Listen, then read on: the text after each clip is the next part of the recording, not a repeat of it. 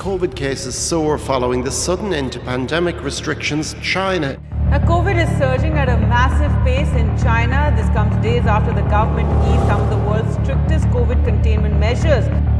今天是12月17号，我们家今天一共跑了1小小在那儿数个夜，4个小时起，还未必排得上你。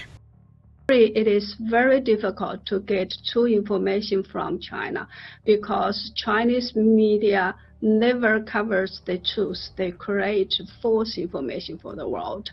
And the number two reason is a lot of foreign journalists in China are also limited from getting access to some of the venues to the true situation. Some of them were even driven out of China, or they were denied a visa to China.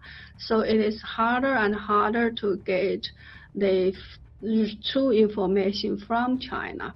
For me, as I've been following the COVID situation from the very beginning of its outbreak, so I had basically an idea of where to get those information.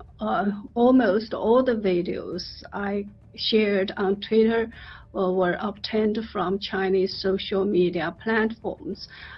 Chinese netizens nowadays, every day has a cell phone, so Chinese netizens shot those videos and pass them around, share them on social media. But in China, they got deleted very soon. For example, the video I shared about a funeral house in Henan province, Xinjiang city, which was filled with body, was initially posted on Chinese Weibo, but it got deleted very soon.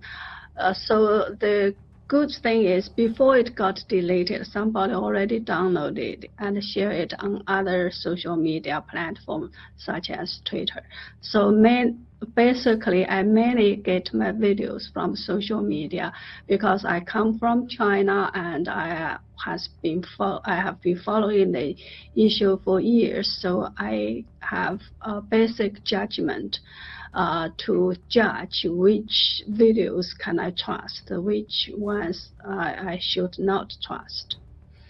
Today alone, I shared several videos of hospitals full of bodies, and all the crematories